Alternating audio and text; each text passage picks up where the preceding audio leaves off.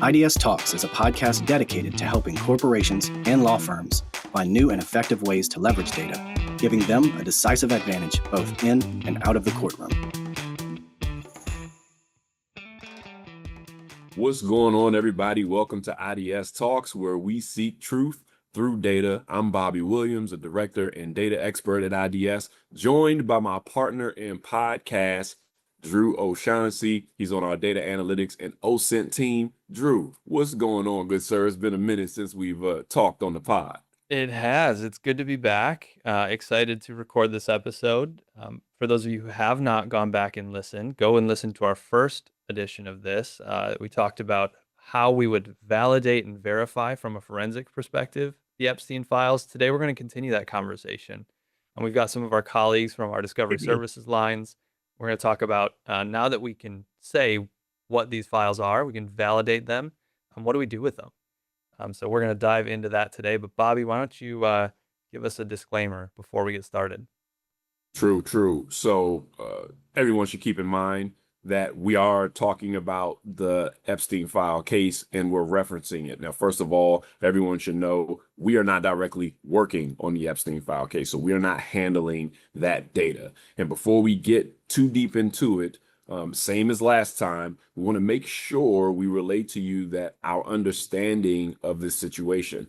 This is a topic with a lot of severity, and there are serious experiences for those involved. It's a serious matter with real victims. Their lives have been impacted by what's going on. And though we may have a great time and some fun discussing the data matters in this case, these issues are no laughing matter. So let's not demean the experiences of the people involved. But Drew, what used to be a laughable thing many years ago was the idea of quickly dealing with 3 million files to prepare for a litigation. Yeah. Now we see these high volumes with much more regularity. And, we have a lot of haystacks with a lot of needles to find, and it's getting to be pretty normal these days. And that's why we have some of our resident experts here to talk about this. Yeah, let's do it. So let's introduce everybody, and then we'll set the scene and we'll dive into some of the content. So, Nemo, why don't we start with you? For anyone who has not met Nemo yet, his name is Mark Emmel, but we call him Nemo. He is our resident expert in Discovery Services Engineering. He is brilliant at everything he does. Nemo, why don't you say hi to the listeners? Well, hello, everyone. Thank you for having me. This is a very important conversation, in my opinion. Again, as Drew said, my name is Mark Emmel. You can call me Nemo as well. I'm the manager for Discovery Service Engineering at iDS. Awesome. Thank you so much, Nemo. Mark A., you're up next. Mark is in charge of the Discovery Service Consultants. Mark, you've been with iDS for some time now, and you're really one of the leaders driving a lot of the change in our company with AI on the way, with how the consulting team works. So why don't you introduce yourself? Yeah, thanks, Drew. My name is Mark Arujo. I go by Mark. I am one of the reasons why Mark Emmel goes by Nemo, because there's too many Marks, and I was here first. I have been at iDS for a long time. Actually, Bobby and I started on the exact same day back in 2013. So it has been almost 13 years now that I've had the pleasure of working alongside Bobby and iDS. And like you said, I'm the manager of our Discovery Services consulting team. And thanks for inviting me. Like Nemo said, this is an important topic that's in the lexicon right now. And it definitely involves, details and issues that we deal with on a daily basis. Yeah, absolutely. All right, let's take it home with my partner in crime, my colleague on the analytics team, Matt Thompson. Matt and I share the responsibility and the joy of delivering advanced analytics to many of our different cases, whether it's in the pre-litigation or active litigation phase. So Matt, why don't you tell us about yourself? Hey, happy to be here. Thank you guys for having me. Yeah, I work really closely with Drew, and we in turn work very closely with Mark A's team, making sure that we can get eyes on data as quickly as possible, and then making sure that we're looking at the most relevant data as quickly as possible. We've used tools across BrainSpace, REL Analytics, and Nuix as well. So yeah, when we get huge dumps of data like this, it is our job to find the good stuff as quickly as possible. Yeah. So let's talk about this huge dump of data. So setting the scene a little bit, if you didn't know, the DOJ in this case just dropped 3 million documents out there, and it's not something uncommon that we're used to. We have clients that come to us all the time and say, I've got a week or 2 weeks or a month until trial or a deposition or hearing, and the opposing party just dropped 3 million documents in my lap. What do I do with this? How do I find the relevant information? And that is a scenario that we're seeing play out right now with the Epstein files. There are 3 million documents in all different production formats, some from prior litigation, some that are native files, some with redactions, some with good metadata, some with bad metadata. And it was all put into one big pile, and now we've got to help our client sort through it. So let's start with Nemo. Let's talk about getting this data to IDS safely, right? So the client comes to us, says, this is what we've got. What do we do with it? How do we get this data into IDS safely, preserving all of that important data that was transmitted with it? So I want to start saying that 3 million records right now, 3 million files are nothing. They used to be a big deal. Like I want to say a couple of years back, 3 million documents you need to process and you need to present in about 2 weeks. Always a big deal. You can't really do that much with current like tech stack as well as hardware and all the limitations that you might have. This is no longer the case, as you and Bobby and Mark and Matt said. It's no longer the case. Almost every other case now is over 1 million documents. So going back to the question about logistically, what would we do with the data? How do we transfer it? At IDS, we are ISO certified. That means we bend to some rules. We adhere to some rules. There are few options for us to transfer data, and all of them are encrypted. All of them are secured. You can't interact with them unless given permission, which means first step is to check with the client and to know what do we really need to do first. What is the result that's expected? What's the expectation? What are the questions? We get all this information, it gets passed to us, and then we know how to interact with this information later. That's Then we great. send, for example, a secured link to the client. That's where the client starts uploading the data, or if we are collecting at IDS, then our forensics team does the collection. But let's say it's coming from the client. The client uses a secure link, uploads the data. Of course, everything is password protected and encrypted. And once it hits us, then we know from the previous questionnaire what we are going to do with this data. And so it gets to our servers this way. I'm sure we're going to talk a lot more about what happens after that, but that is the transmission portion of it. That's awesome. Yeah, you know we're going to dive into that later. Let's not get ahead of ourselves. So you mentioned being ISO certified. I guess kind of a two-parter. What does ISO certified mean? Just quick 30 seconds about it for anyone who doesn't know.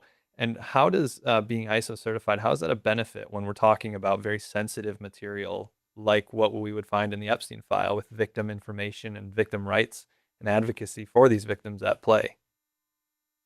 To put it very simply, and I'm going to put it on one line, I'm not going to make a lecture out of it. It's a leak-proof operation. That's what ISO certified means. It's a leak-proof. You cannot, no information out of those documents leaks outside. Nobody see it. Nobody interacts with it, except internally in our internal system and our internal servers, including if it's how do you call this? If it's only U.S. citizens that can lay eyes on this one, then it's only U.S. citizens that works with IDS can lay eyes on this one. There is many bars to ISO. I don't want to go into it, so we stop track. But in one sentence, it's a leak-proof operation. That's great, and that I would assume then that is exactly what we need to keep sensitive data like this private and secure, right? Is the ability to keep it leak proof. Just to add to that, it's also, it can be a legal obligation or requirement or a contractual obligation or requirement in order to work on specific cases. It's an international standard and regulation. So in terms of what it does for IDS, it shows that we've put all the measures in place that if we are going to be dealing with foreign data, EU data, sensitive data, we have all of the standards and processes in place to make sure that that data is guarded and leak proof, like Nemo said. Yeah, that's great.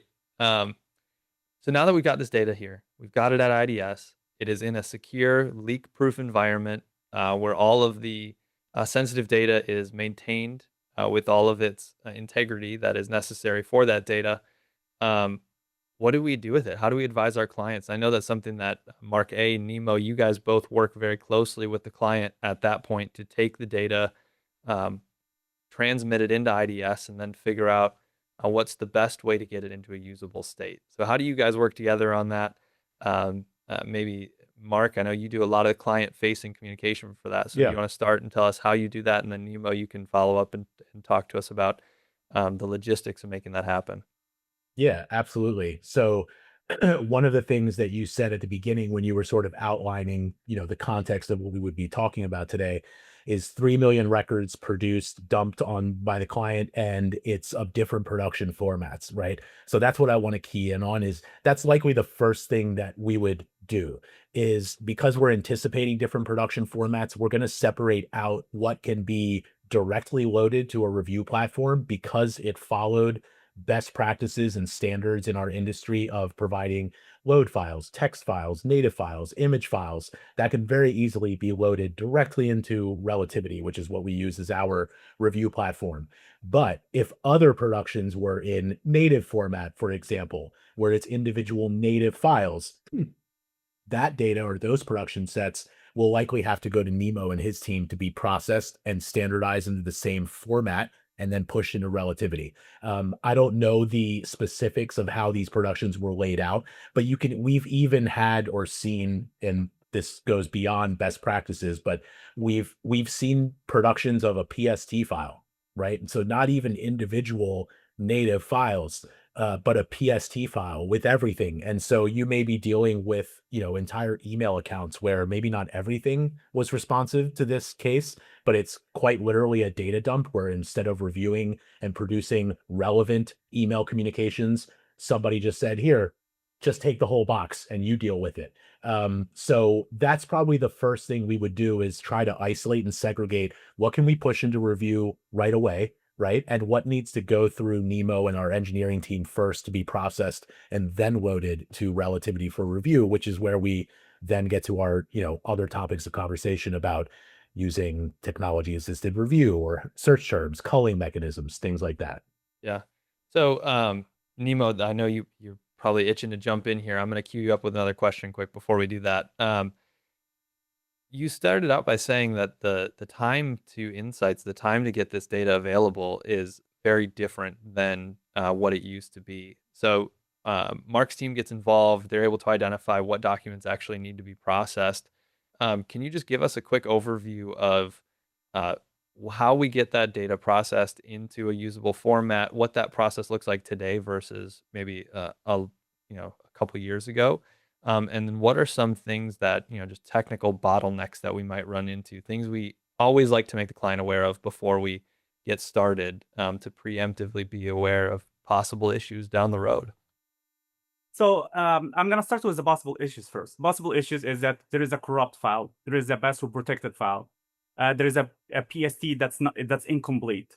Those are, I want to say, those are like the main issues that might hold a production from going through until an interaction happened from the other side, saying the client have to provide some password for some files so we can process those files. Now, going back and building on what Mark said, it's a very important step that you segregate what's going directly into the review platform or the hosting platform versus what's going to processing. And so both those parts go in parallel. They don't go one after another.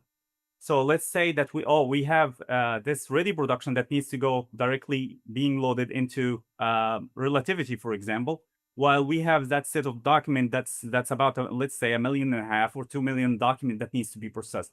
Those two will go forward at the same time, meaning while the data being loaded into Relativity, the other data that needs to be processed then everything gets ingested into our platform, which we use Nuix. So everything gets ingested into Nuix. And then that's where the technology kicks in. That's where our workflows kicks in. And our workflows are specifically made to optimize the speed as well as keep the quality as the highest level. And so let's say that whatever's loading into relativity is being loaded, and then after it gets loaded, it gets the QC, then gets through the other steps, which will include Mark's team as well, to analyze and do their saved searches and all this culling. Then the processing part itself, everything gets ingested. Then we can apply what's called a keyword search term. And so you can run keyword searches in there and make sure that anything that hits in those keyword searches are relevant, and they will be loaded into the hosting platform first, followed by anything that didn't hit on those. Example of something that doesn't hit or irrelevant is a spam email that's coming from a commercial entity to that person's mailbox. And so this is the high level of how that will work. Now, after the first calling or the keyword search is run, and we export everything out of Nuix, that we know that those are very high likely to be relevant to the case, those gets in loaded and then followed by the other stuff, and then everything gets called in one workspace. That's now in relativity. That's now you can index it, search it, export out of it, make a production out of it, anything that the client might see fit to match the case that they are working on. Awesome. So I think that takes us to our next topic. We've got the documents securely at IDS. We've got them either we've got them segregated out and either directly loaded into relativity, or they've gone through the engineering team, their Nemo's team, they've been processed, they've been put in a standard format, and now they're ready to be looked at. So this is really for Mark A. and Matt. We're going to talk about culling. So let's start with some of the early levels of culling, some of the levels of culling that are done, sometimes even behind the scenes that clients don't always know about. The first one that comes to mind is deduplication. Mark, do you want to walk us through just real quick? What is deduplication? When does that get applied? And some clients might not even know that it's happening in the background. Yeah, for sure. Not every client does. That's true. So with deduplication, there are generally 3 options that are available to clients. And I would argue that 2 of them, practically speaking, are the ones that are most commonly used. So you can have no deduplication at all, everything in, everything out. You could have something called custodian deduplication, which means that each custodian data source will only have one record of their own, right? So there may be duplicates across different custodian collections, but each custodian themselves would only have one copy of that record, and anything else within that custodian's collection would be deduped against those files. Then you have the most commonly used, which is called global deduplication. Global deduplication basically means that you are going to have one version of the file across the entire database, regardless of how many versions or duplicates of that file there were in the collected data. So an easy way to explain that is, if the 5 of us were custodians in a case and we got all of our data collected, because we all work for the same company, there's a very high likelihood that we have a lot of email communications that are completely duplicative to each other in our mailboxes. Let's just say that my mailbox gets processed first. That email communication in question that's a duplicate amongst your mailboxes would make it out into the hosting workspace, the relativity workspace, as your data is being processed. When Nuix, Nemo's tool, when it comes across these duplicate email communications, it effectively says, this document already existed in Mark Araujo's mailbox. We're not going to export it. We're going to suppress it. So of the 5 of us, even if we all had the same email, that email would only be in relativity under my folder. Now, one important note about this, or caveat, is that doesn't mean that you lose that information, that there were multiple versions or copies of this file, because it might be important to know that Bobby had this email as opposed to just Mark. So with global deduplication, you also get additional metadata like a duplicate custodian field and a duplicate path field. So what that means is, for that record that we're referencing that belongs to me, but you guys all had it too, Next to that record in relativity, there would be metadata available that would be duplicate custodian field. That field would list Drew, Mark, Bobby, and Matt as saying, basically illustrating that they all had copies of it.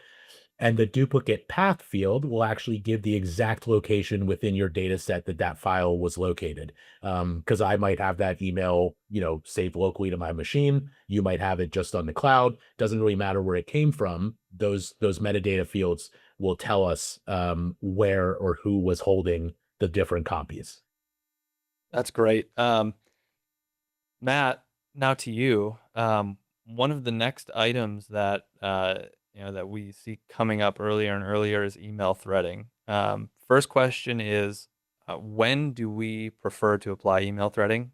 And second, can you just walk us through what email threading is? Yeah, I'm glad you saved the most interesting part for me. This is great.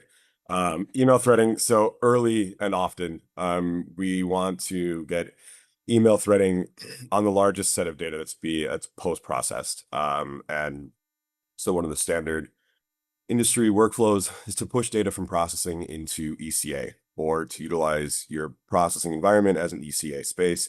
And so we want to take the largest set of data as possible to run threading, just to make sure that we're not missing anything, and then to continue updating that threading as we receive more data.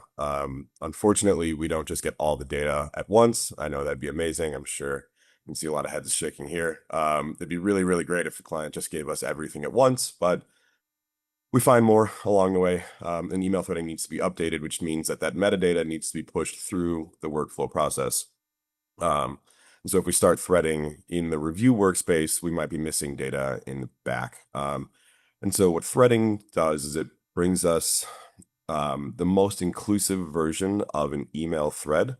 So we're not having to re-review the same email over and over again. So if the 5 of us are exchanging emails over the course of a month, and we stay on the same subject, keep the same people on the thread, and we're passing documents back and forth, rather than reviewing every single version of that document post-processing deduplication, so we don't have a bunch of MD5s running around, MD5 duplicates running around.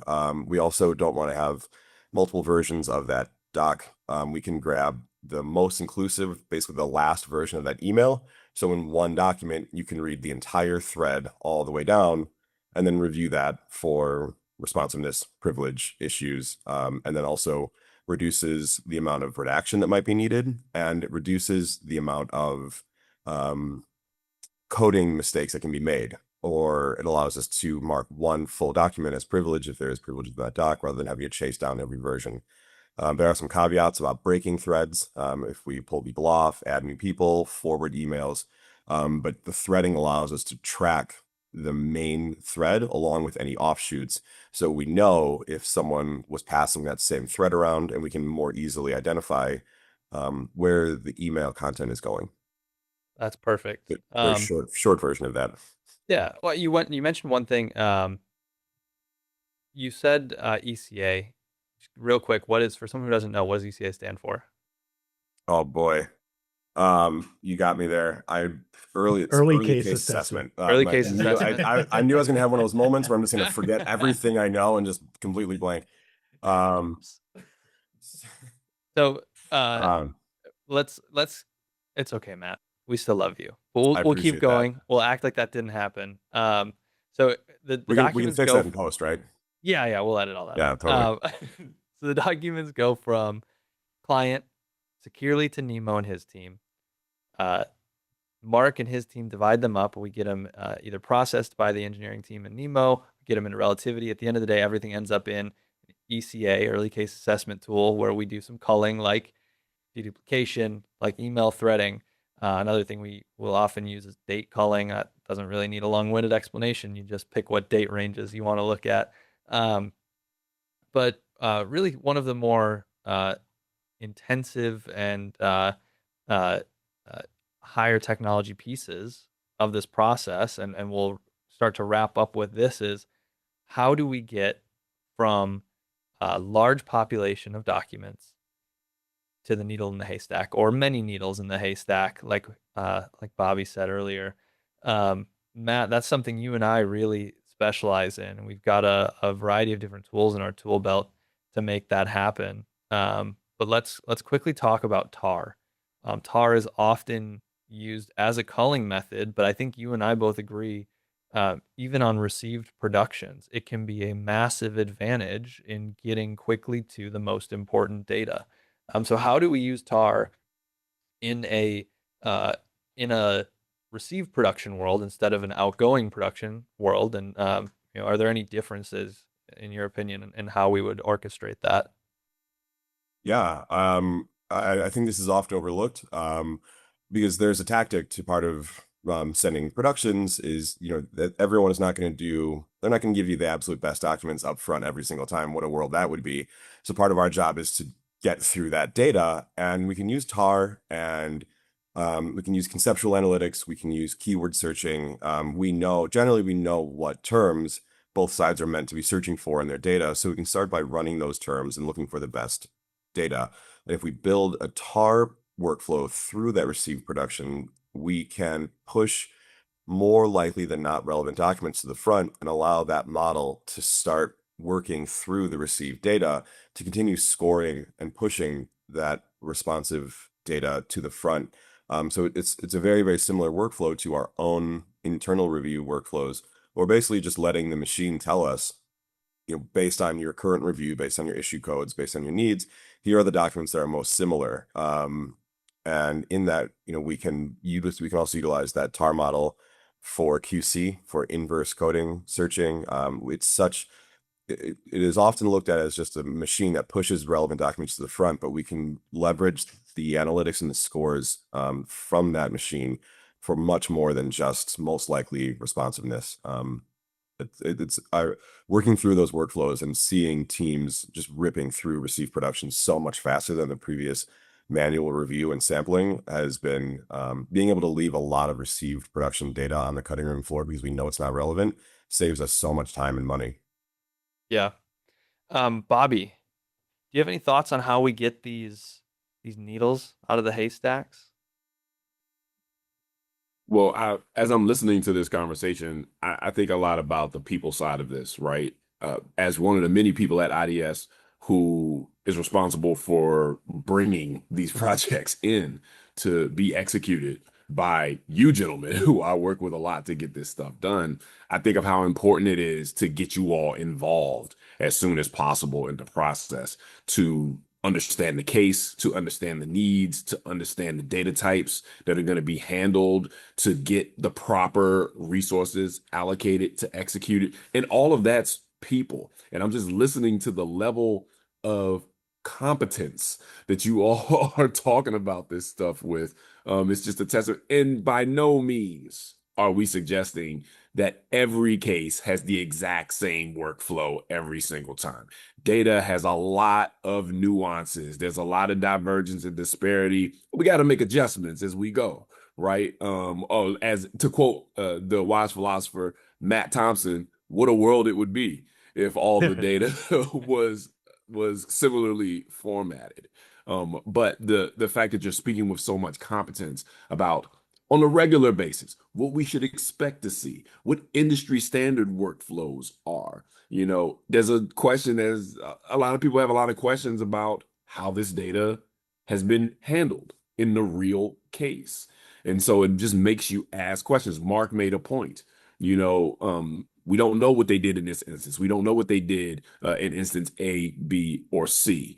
But we can tell based on how the data was represented, what information came to the public, we're certain that certain things were not done in certain instances.